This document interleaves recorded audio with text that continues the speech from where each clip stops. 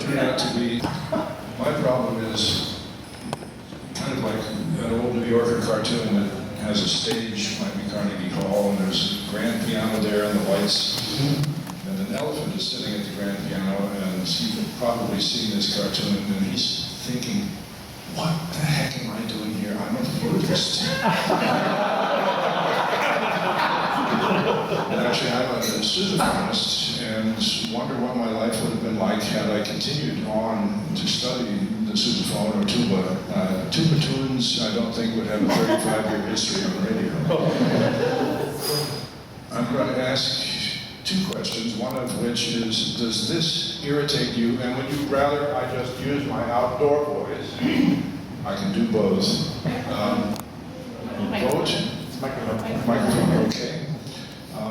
And the other is, have any of you not had a pipe dream? I mean, I was talking to Patrick yesterday, and he was saying how, as a little kid, he was exposed to a pipe organ and was sort of like, wow, what is this? And from that point on, zingo.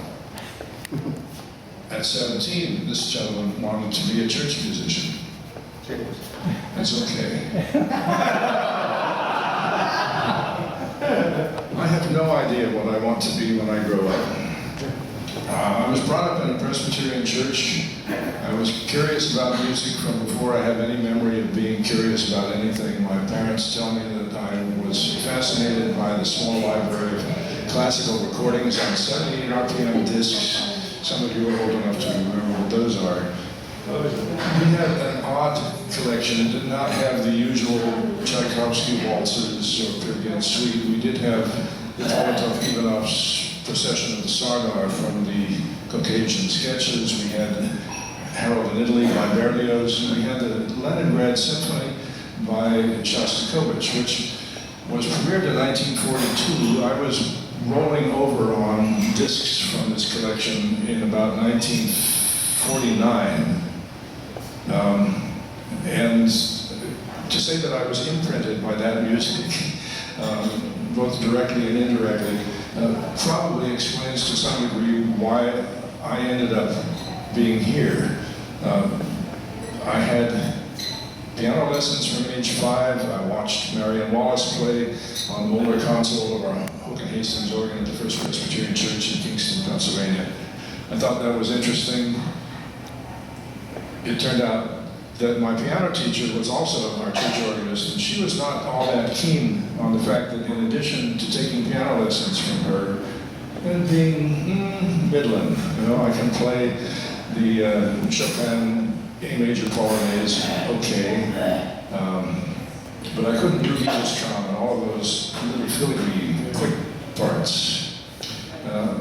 Plus I was playing sousaphone in the high school band and singing in the glee club. She didn't think organ lessons were necessary to be added to my list of things that I needed to do. I wasn't practicing enough at the piano. But the Boy Scout troop that I was part of met in the church that I attended, and since my father was a deacon and my grandfather was an elder, I guess I felt empowered. I mean, I'm not a really brave guy, but I would go upstairs. The roll top was not locked. The switch was right there. From about age 4, my brother and I would go over and stand next to the church organist, and she would let us turn the organ off after the posting. So I figured it was just the other direction. And I would, in the first weeks, explore the Farron flutes in the echo division and quiet things. Weeks went by and I would get a little more brave, bring the main organ in, bring the diapasons on, push the crescendo pedal all the way. And one week, the door opened into the sanctuary and there was the preacher. I thought, oh. But my family and his family were friendly, and I probably, well, I think of many of these points in my life as being Presbyterian moments, and since I was in a Presbyterian church, I suppose it was. You don't plan these things. I expected to be told, you shouldn't be in here, please don't do that anymore. He simply said, oh, it's you, close the door.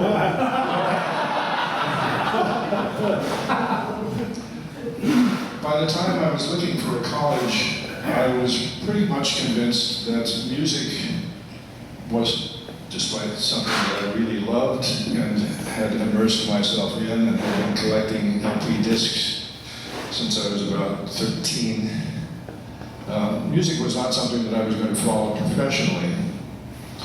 My father was, at this time, the assistant guidance counselor in the high school that I attended. And it's kind of like with the shoemaker and his children. He probably expected I would come to him with the questions necessary to get me on a path to higher education. I expected him to say, son, let me take you aside and show you what you need to do. Neither of which happened.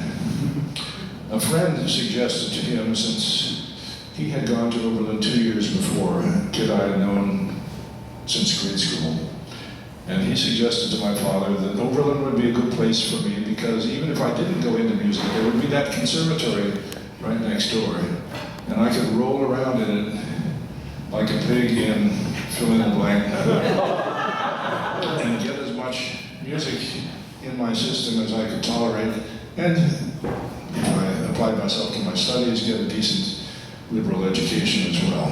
So I went to Oberlin in the college, took organ lessons at the beginning from a student in the conservatory, eventually transferred, applied to take lessons from one of the conservatory faculty, Haskell Thompson. He was a low man on the totem pole then. There were 4 organ professors in Oberlin, and each of them probably had a studio of 12 or 14 students. It was big time back then. Somehow or another, I thought, I'm having more fun with my music history courses than I am with my math and chemistry. Eventually I ended up in the conservatory, got a bachelor degree in music history with organ as my applied instrument. This was not what I had intended, but somehow or other, here you are, over here. But I had not wanted to go into music, and my father was in education, and I think I aspired to a somewhat higher rung in the economic ladder, and I didn't want to be a teacher either. But here I was with a bachelor's degree in music history. What do you do with that when you graduate? I had spent 3 years on the campus radio station. Again, something that I really had never planned on being involved in. I am, at basis, a pretty shy guy, and if you try and engage me in conversation, you'll understand that I'm telling the truth.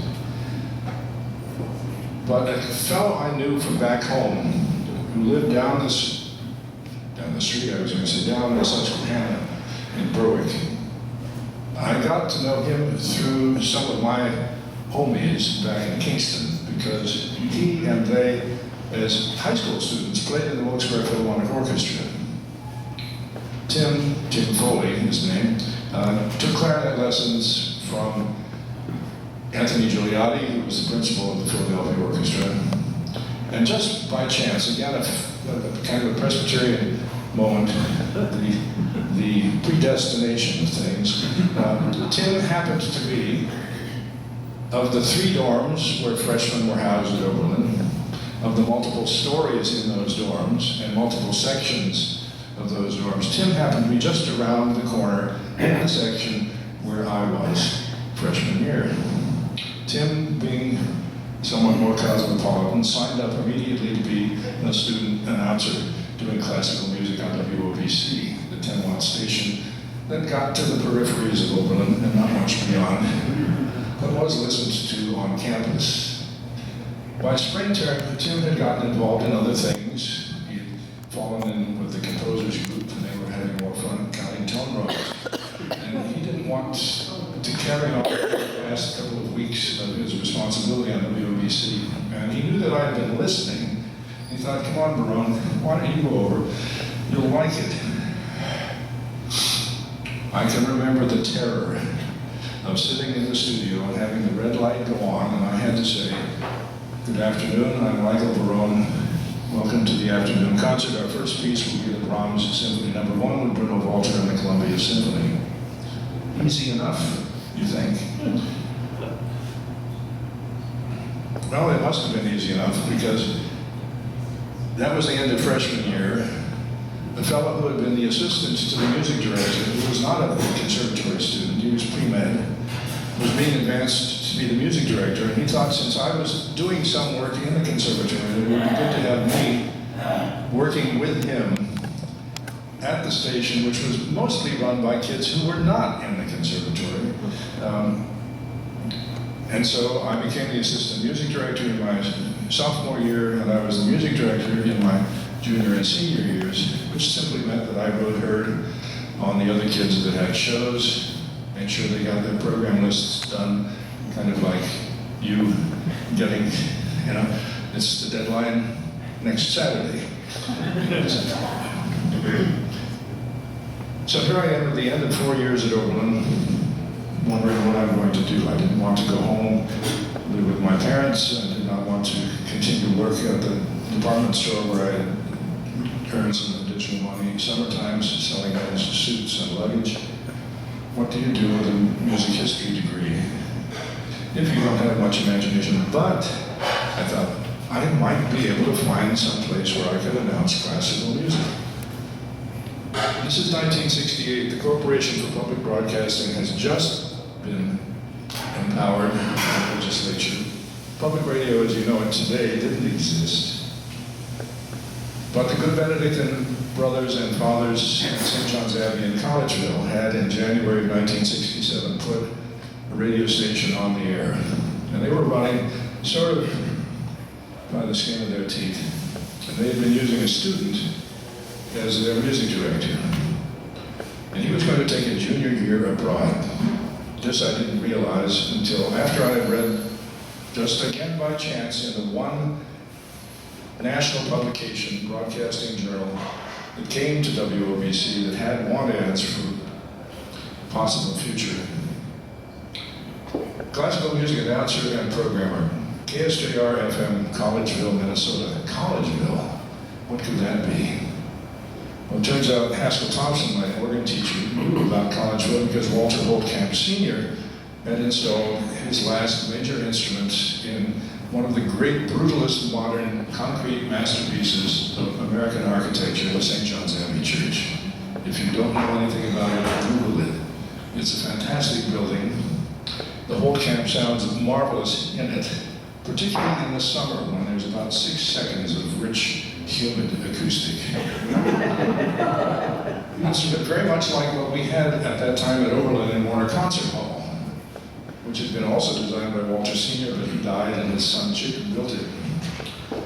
We had about 1.5 seconds in the concert hall, and I was learning the Franck E minor chorale, number 3, and you know how it begins. Famata. In Warner Concert Hall, nothing much happens. At the Abbey Church, suddenly I knew what this music was supposed to sound like. And I thought, I don't know anyone here. I'm a lapsed Presbyterian in Stearns County, which was primarily Roman Catholic. I have no idea whether I'm really fit for this job, but I think I'll take it. That student who had been the music director before was taking a junior year abroad, and so they had an emptiness.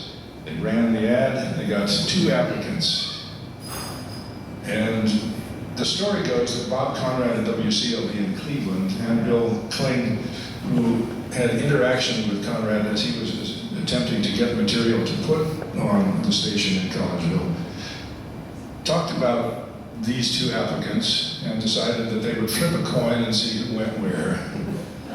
And Bob Conrad and I had supper with him just last month in Cleveland. He says, I lost, he lost the bet. I had no idea whether I would be talking to you today if I had gone to WCOB.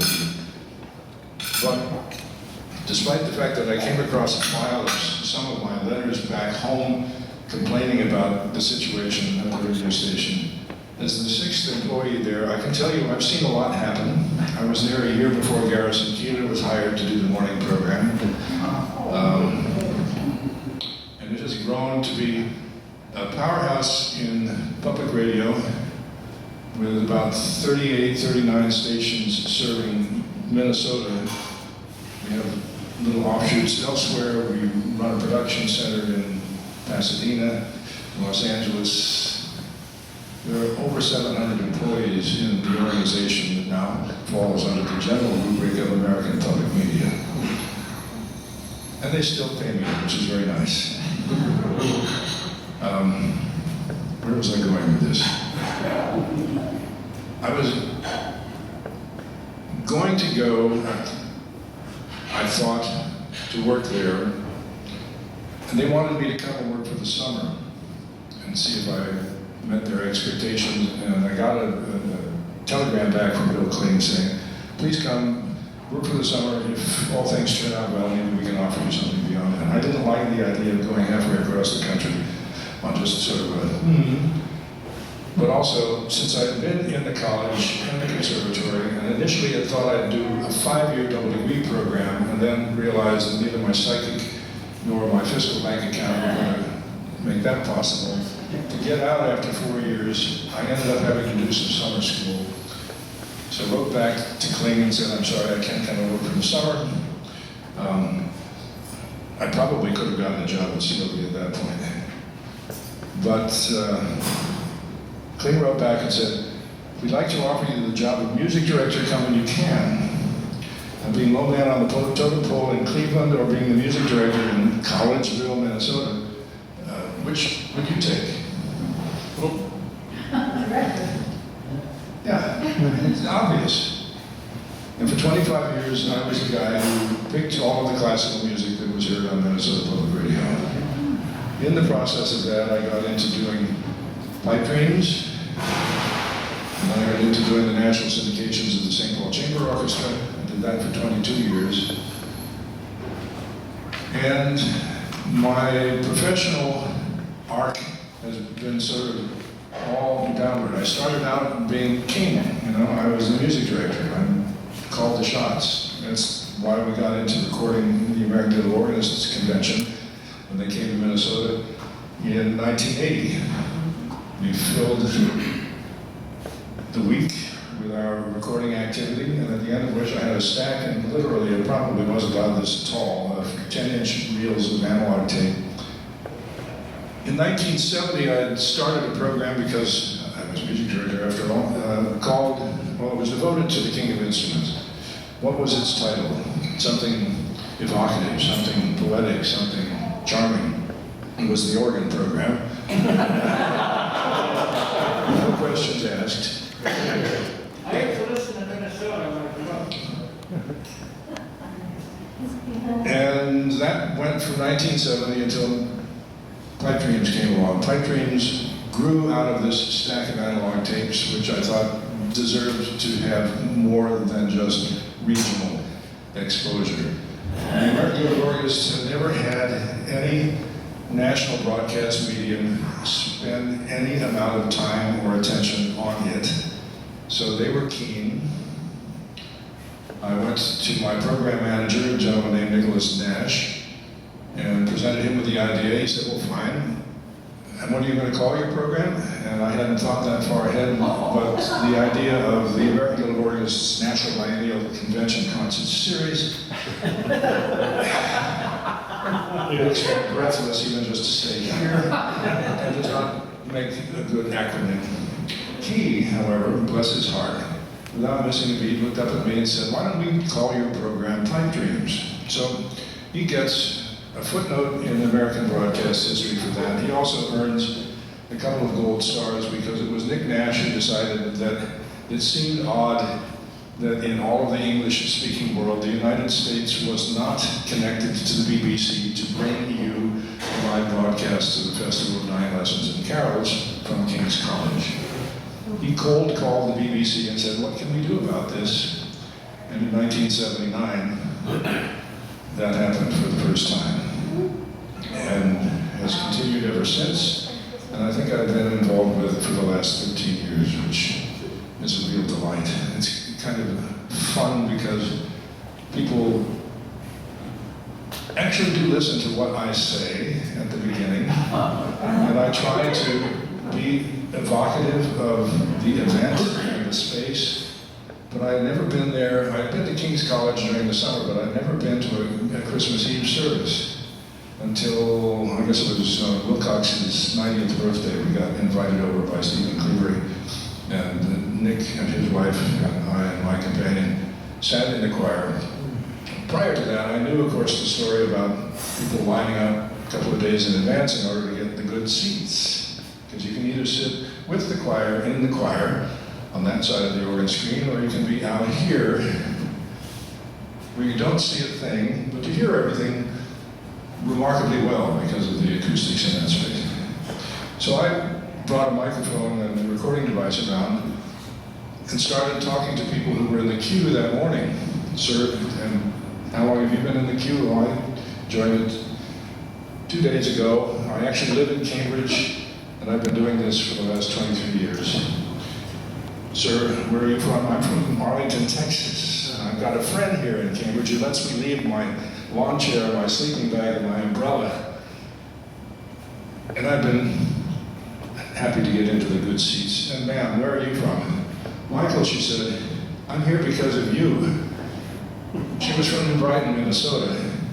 And she had been listening to the broadcasts and talking it up to her friends to the extent that they decided for her 60th birthday to pay for her round trip expenses to Cambridge so that she could actually hear and see live what she'd been listening to and telling all her friends about.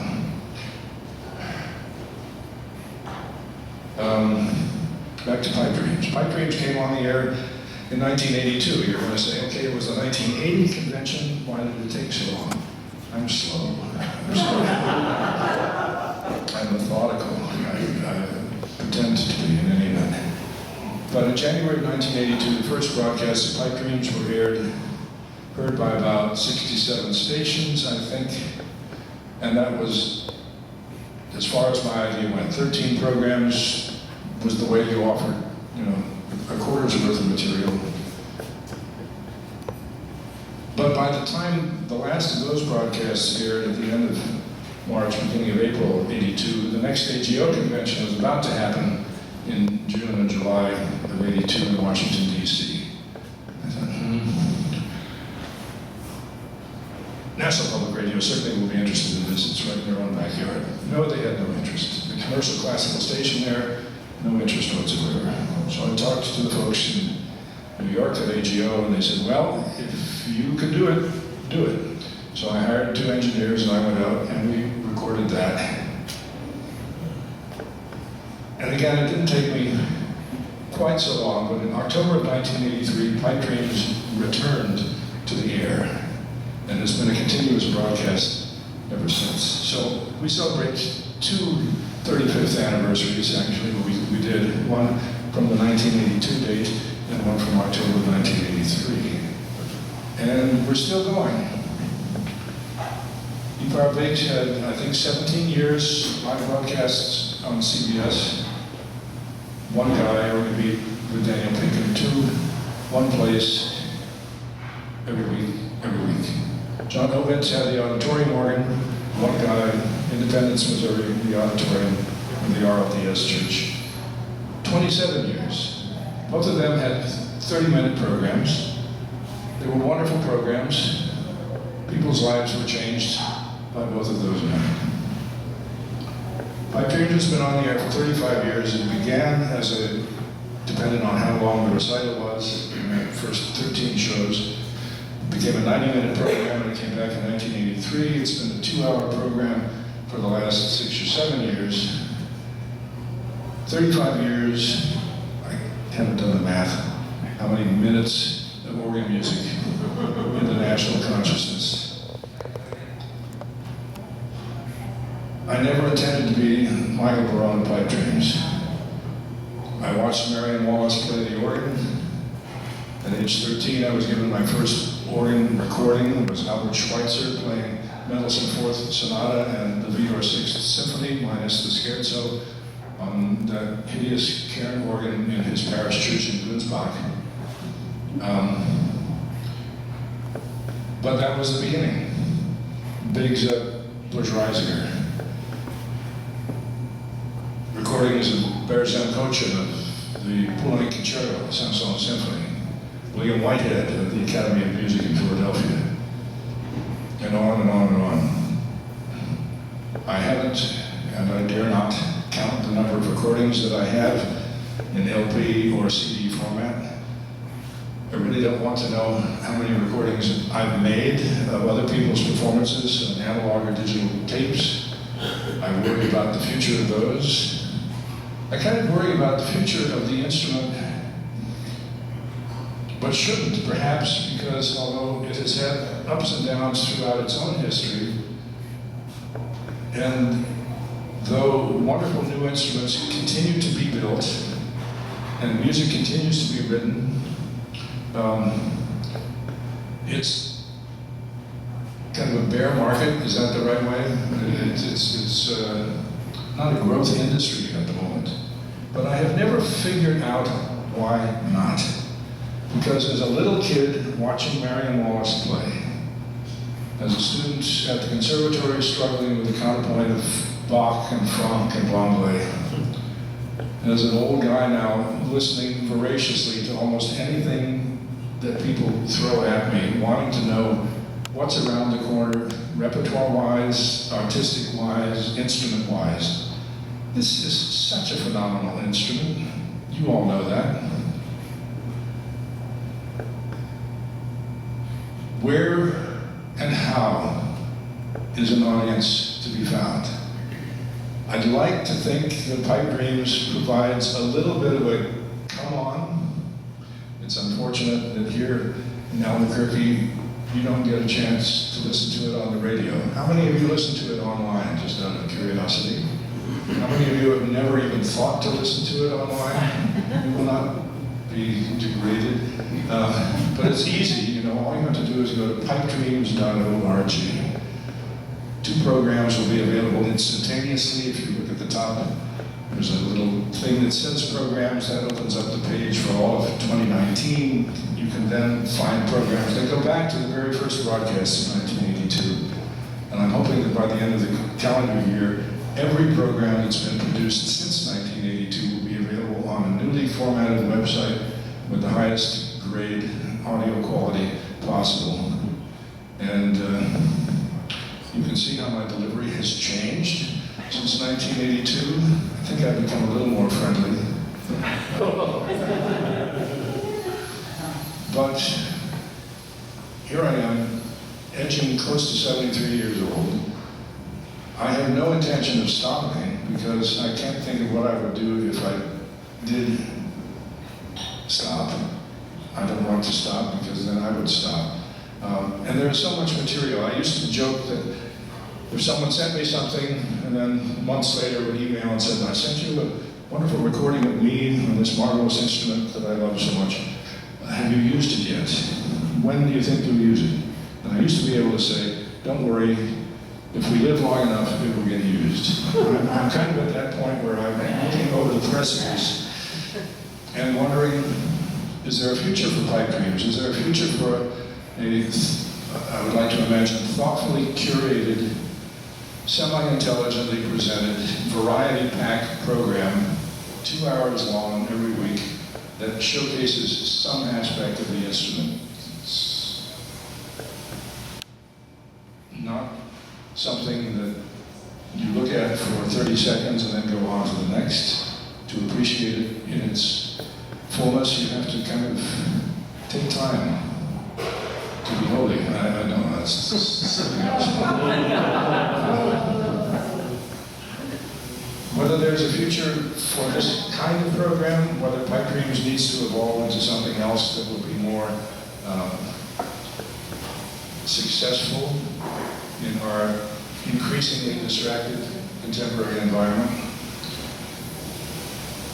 I expect to continue to look for answers. I hope I will find some of them.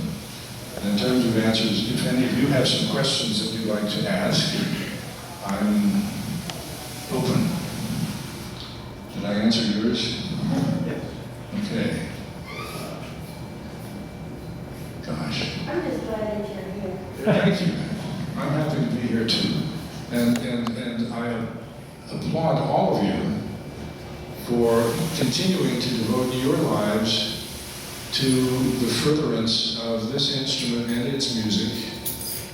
Yes, in the church, it's an essential evocative element, but it is actually more than that. I have always kind of been fascinated by the term organ, which in its Greek origins simply means tool. And any instrument in the hands of someone with imagination can make a connection to a listener. The instruments that you play and the way you play them, that's only the beginning. And I hope that we will all continue to look for what's around the corner, try and grab people who are around the corner and pull them in, and share with them this marvelous thing. It's not a pipe dream. It can be a reality. Let's keep it so. Thank you.